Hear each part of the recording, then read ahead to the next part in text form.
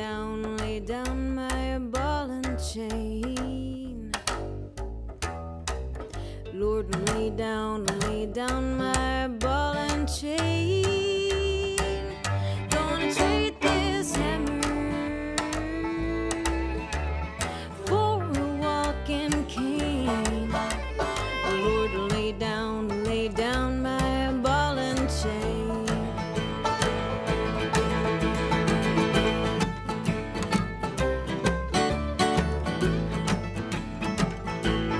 Milk and honey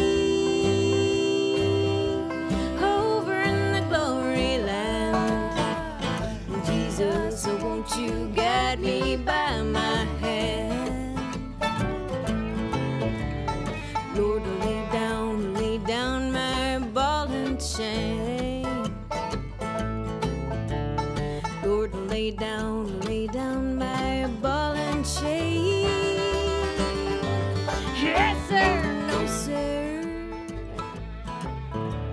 A working man's refrain. Lord, lay down my ball and chain.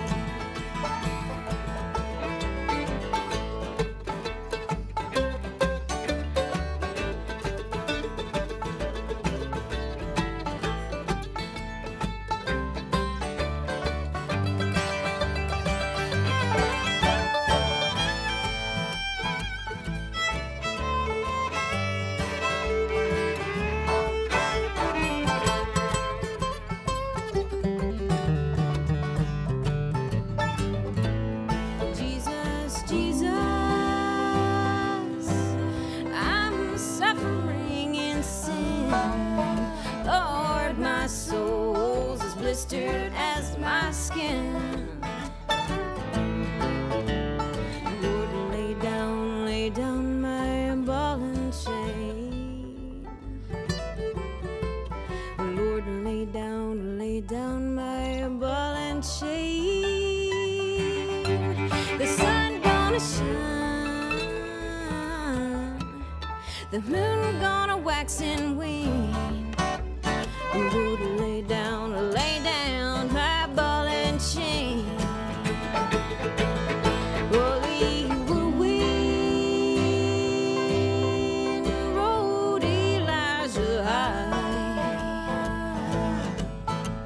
Fly me home to meet him by and by. Fly me home to meet him by and by.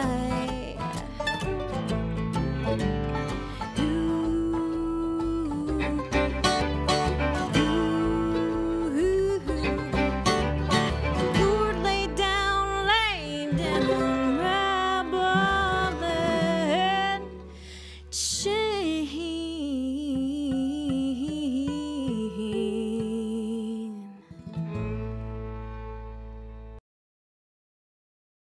Hi, I'm Jim Bloom. It's folkalley.com, and we are here with the Dixie Bee-Liners, led by Buddy Woodward and Brandy Hart. You two are the co-founders. How did it all begin? Oh, goodness gracious. I was hired to be the musical director for a series of tribute concerts in New York City called the Chelsea Mountain Jamboree. And this particular show, we were doing a tribute to Loretta Lynn, and I led the house band. It was kind of like the Opry, where you have a house band and then a bunch of different singers will come up. And it wasn't convenient to have all the different guest vocalists come in during rehearsals, so we needed a girl to come in and sing all the songs while we rehearsed. So Brandy learned up about 75 or 80 Loretta Lynn songs, and she started coming in on the rehearsals to be the singer. She was a friend of one of the other musicians, and that's where we met. I heard her sing and said, well, goodness, we ought to form a band. Were you ever, I want to say concerned, were you ever bothered by the fact that you were the bullpen, but you had to know everything as if you were going to be a starter? Oh no, I was chomping at the bit. I really wanted to do that, and I also was in the house band, and I sang in the shows, and in the shows as well. But no, it was fun, and it was a great chance for me to get more familiar with Loretta's material, actually, which I'm such a huge fan of hers, so it was great. I loved it. Now, Buddy, you're from Virginia? No, I'm a Navy brat, so I'm from everywhere and nowhere. Well, how did you end up getting this opportunity in New York? Gosh, I lived a bunch of different places, as you know, typical of a military brat. This particular period in time, I was living in New York City. I'd moved there from London, England, of all places. So, and I'd been playing around there for probably about 10 years at that point.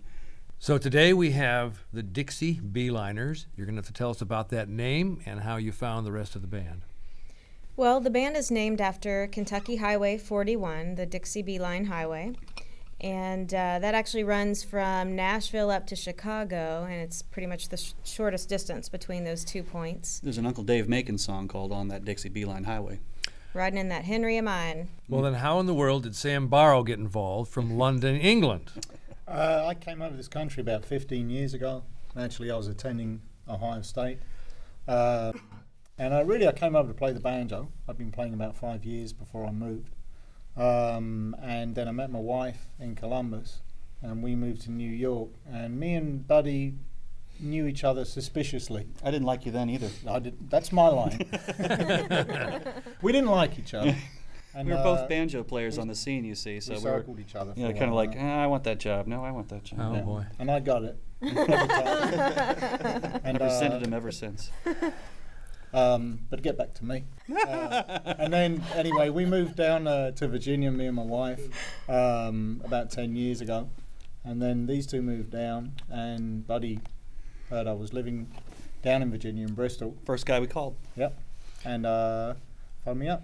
Now, you say you developed an interest in the banjo while you were still in England? Yeah, I've always liked it. Now, how did you get into the banjo over there? My dad was Irish, so we always had kind of, I don't know, folky kind of music around, I suppose.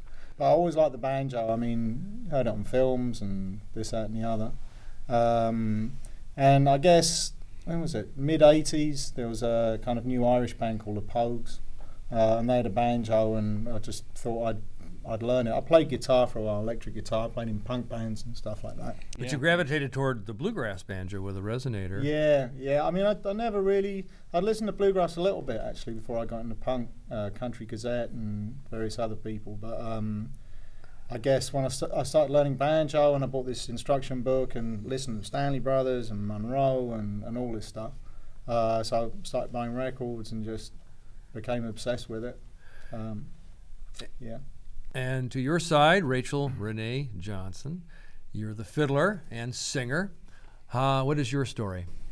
I live in Bristol, Tennessee, and when Buddy and Brandy moved down, they were looking for a fiddle player, and a couple people referred my name, and been with them ever since. It's been almost 3 years. Mm-hmm. Yeah. Now, you have a very subtle, very bluesy style, almost tipping off who you're listening to, but I'm not going to guess. Why don't you tell us? Who do you like? Well, my granddad taught me how to play, and he got me into Kenny Baker and Bobby Hicks, and then later on Stuart Duncan and Aubrey Haney.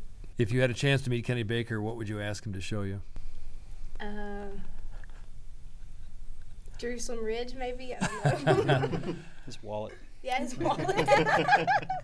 Now we have the rhythm section. And Jonathan, you are a military brat too, are you not? So to speak. My dad was actually not in the military, but it's easier than explaining the civilian contractor part of it. So I'm a military brat. And you lived all over, but how did you meet the rest of the Bee-Liners?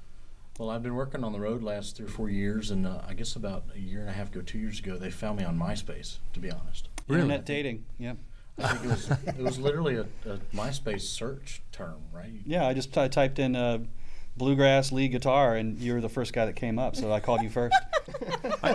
Are you serious? Find me on MySpace, folks. Yeah, So it works. and we I think he was, you know, the first person that we I wouldn't even call it an audition. We just sort of sat down and picked a little bit, and then we went back home and said, he's in. Did Tony Rice come up second, or is he not on that page? Tony's not good enough to play with. I see. Oh, no. All right. That was a joke. We've That got was a Jonathan joke. Manus. Let's clarify that. Wait a minute, no. I don't want any part of that. Tony's got a good sense of humor. I Buddy's think Tony's ducking. got his own gig. Best way to put it. Now, Jeremy, you live in Nashville and play bass for the Bee-Liners. Have you played for others as well? I have. I started playing professionally when I was living in Philadelphia. where I went to college and lived for a while, and where I met my wife and where we got married. And I had been playing music there for a number of years, and had decided that it was time to make a change, and it was time to finally move to Nashville. This was at the same time we were deciding, my wife and I, that is, to get married. So we were planning a move, planning a wedding, and planning basically 2 career changes. And I was trying to figure out what I would be doing with myself when we first got to Nashville. And also through the internet, on the bluegrass bass listserv, a former bass player for the Bee-Liners named Mick Hargreaves had posted that they were looking for a bass player. And I had not at that time heard of the Bee-Liners, but I went to their website. Yeah, sorry, I was strictly a top 40 guy.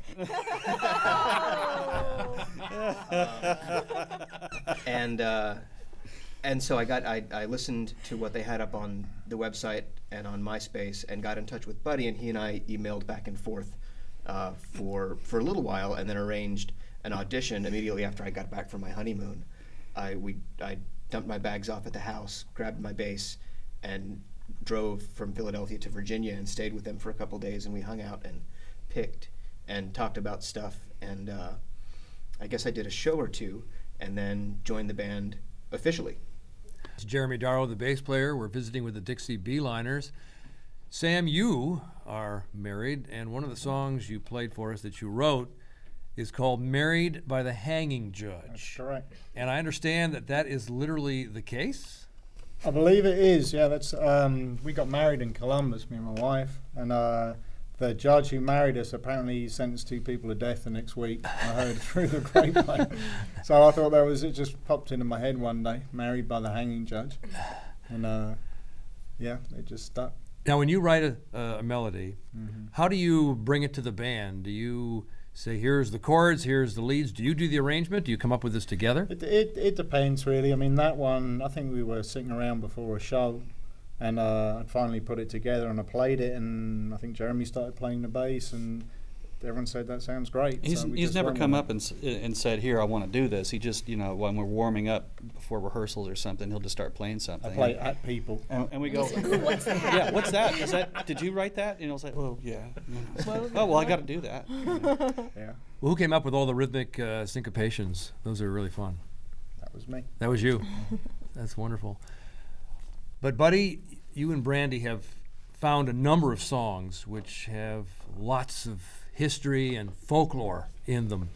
And you did one for us called The Yellow-Haired Girl, and if I'm not mistaken, that's based on the works of Manly Maid Wellman, is that right? Manly Wade Wellman. Wade Wellman, okay. Yeah, when you say found, we actually write them ourselves. Right, but Yeah, we do. It's now that the melody of that is very roughly based on an old time melody called Lost John. Okay. And we changed it a little bit, but the reference there is Mr. Wellman wrote a series of short stories about a character named John the Balladeer, who musters out of World War II, and instead of going to college on the GI Bill, he packs a kit bag and throws his guitar over his shoulder, and he goes walking through Appalachia, and his deal is he chases off ghosts and witches and monsters and spooks and hoodoo men, and it's kind of like a cross between Erskine Caldwell and H.P. Lovecraft.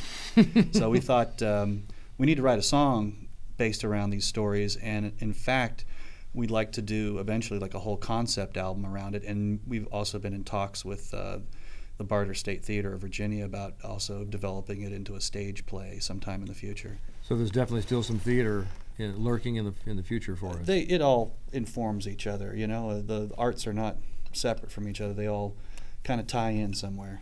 So did you both read, and were you both fascinated by these short stories? Yes, actually, Buddy introduced me to them, and he said, you have to read this. And I read it, and read it 2 or 3 times in a row, just loved it. And so actually the song Yellow-Haired Girl, there was a yellow-haired girl in one of the stories. It's actually kind of a combination of 2 of the stories put together with our own little, made up my own spells. love potions and such. And you've also referenced the works of Dillard Chandler, too, I believe. Well, it was an inspiration. We saw the film That High Lonesome Sound from 1967, the John Cohen movie, and one of the segments is on Dillard Chandler. And I was just fascinated. That's another thing that I just literally latched onto. I've seen that film so many times, and the Dillard Chandler sections in particular just blow my mind. They're so sad, you Yeah. know, because when he didn't marry or have children that I know of. It's not indicated in the movie anyway, and so when he goes, then, you know, the songs may not disappear, but the way that his family has been doing them over countless generations will disappear. So, you know, we wanted to, I guess we were trying to write something, you know, start our own tradition, you know, just saying. Well, I just wanted to tip my hat to him, really. I mean, it captivates me that it's a mood that he creates, and he was very into the sort of the bawdy English ballads, or not bawdy, I guess, but a little more ribald. Roll Me Over in the Clover, and Lady Guinevere's Operation. No, but I wanted to write something similar, so we wrote a song called Ripe, which was a seduction song. And I think of him every time I get on stage and sing it. Wow. Now, you have been together as a unit for how long? Buddy and I formed the band in New York City in 2002, in July of 2002. So we slogged through a bunch of, you know, hole-in-the-wall gut bucket clubs in New York for a number of years with a number of different people, you know, whoever we paid our dues. Yeah, it was hard to keep a band there. You know, no one wanted to rehearse, and, you know, everyone was in about 20 bands or something. So, so we got out when we could, and so it's been 7 years since we've been doing this, and we have been in this configuration for about almost 3. Yeah, about 3 years. Yeah. Now, you mentioned tradition. You sang a gospel song for us. Talk about that song. Well, that's also an original, and that was a song that we kind of wrote about leaving New York. It came to me in the shower one day, and I said, Buddy, we need to write this. I was actually sort of praying in the shower, and I was on my way to my day job, and I just was saying, Lord, lay down my ball and chain. I cannot take this anymore. I was doing about 4 jobs, including the music, and just burning the candle at both ends. And we really wanted to get back down south, closer to my family in Kentucky, and where it was easier to tour and have a professional band. And it's tough living in a big city, as, you know, people listening to this probably know. You know, I always liken living in Manhattan to being a sustenance farmer. You know, you consume what you make that day, and, you know, there's nothing left over, so you got to get up at the crack of dawn the next day and start all over again. So it's really hard, consequently, to save up a grub stake to get out. And where do you live now? Bristol, Virginia. Southwestern Virginia. Mm-hmm.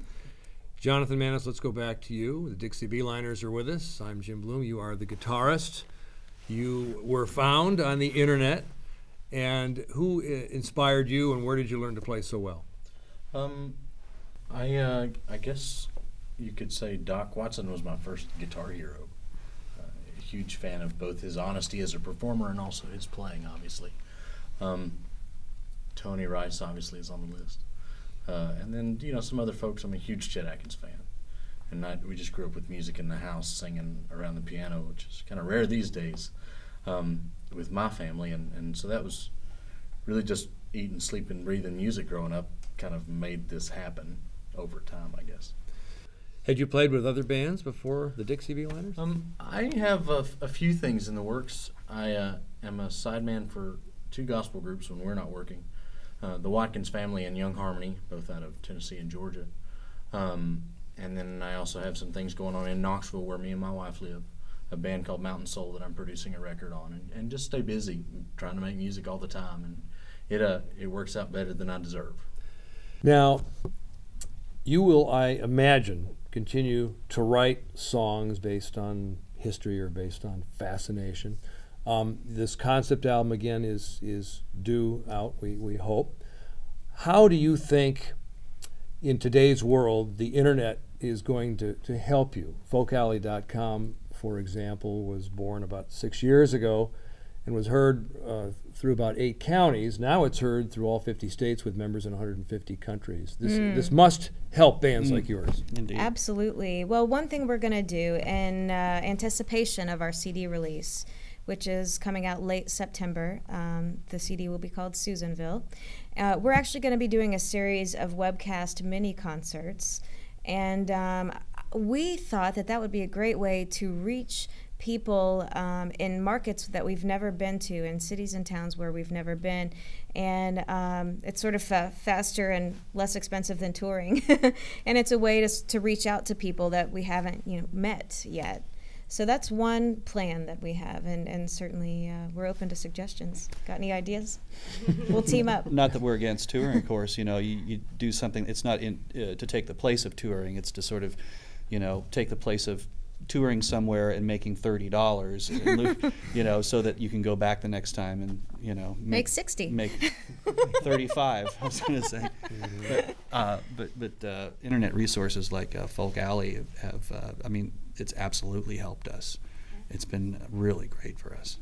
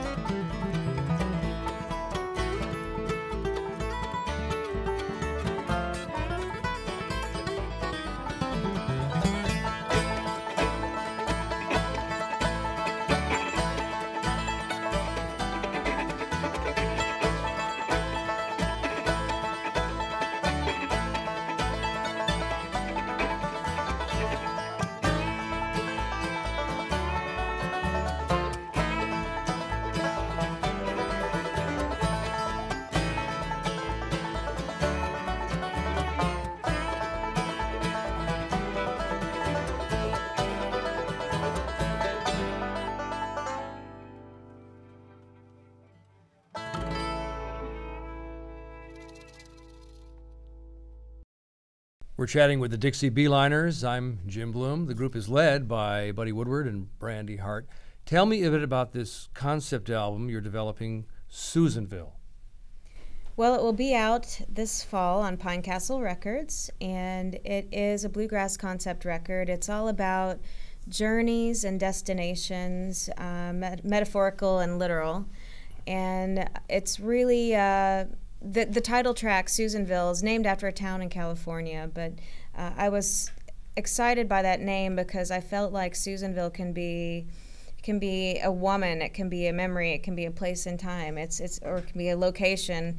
It can be a place in your memory that maybe never quite existed the way that you remember it. It can be a place where you got your heart broken.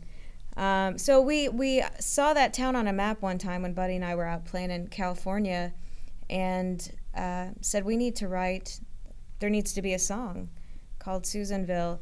And we ended up, we had been planning this concept record for about 5 years now, and it's really just a kind of a musical road trip. It's like a soundtrack for a movie that you can, only see in your head. If you've ever seen any of Jim Jarmusch's films, it's kind of like, you know, like Night Train to Memphis, if was that the right title? Anyway, Mystery Train. Mystery Train. Sorry, Jim. But it's basically here's a location, in this case, Susanville, and then you've got all these disparate people that don't really know each other, and they're traveling there, and you sort of drop in on each car or each truck or something, and why are they traveling there? You know, what are they leaving behind? What are they expecting to find? What do they see along the way? Or what are their random thoughts? You know, so we kind of pass the songs around a little bit. We have an instrumental on there that Sam wrote. You know, Jonathan. Two, that's right. Jonathan sings a couple in a couple different characters there. Brandy sings like a couple different characters. And Jeremy co-wrote on some things. Jeremy, yeah, he sure did.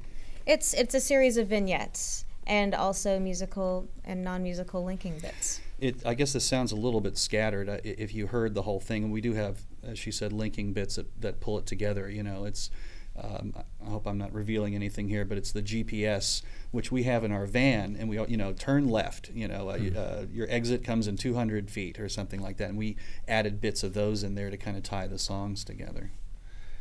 The Dixie Bee-Liners have been our guests, and they say when a group, it's difficult to compare you, that you have arrived with your own style, and I think you certainly have, and Thank you. The best to you. Thanks so much for visiting. Thanks for having us. It was a pleasure.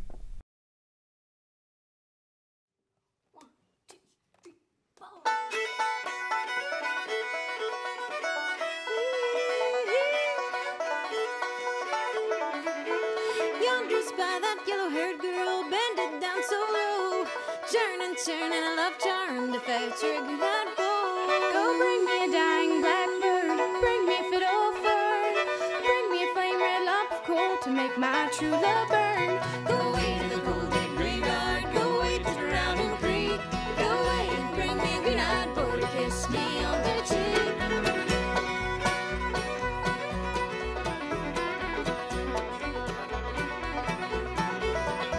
Go bring me a four-leaf clover, bring me a wedding band, bring me a singing nettle stalk to prick my lover's hand. Where'd you learn such wicked charms to make your mother cry? I learned them all from old Richard, in which the deep wells dry. Go away to the cold dead graveyard, go away to the drowning creek, go away and bring me a green-eyed boy to kiss me on the cheek.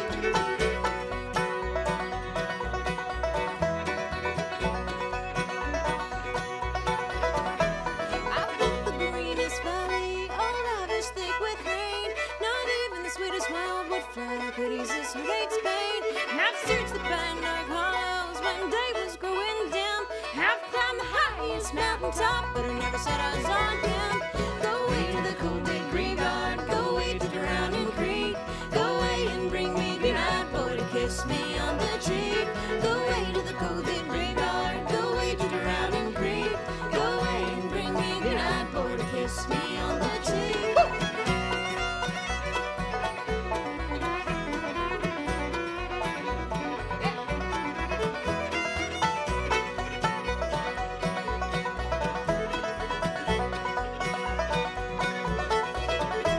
Go away to the cold dead graveyard, go away to drowning creek, go away and bring me a green-eyed boy to kiss me on the cheek.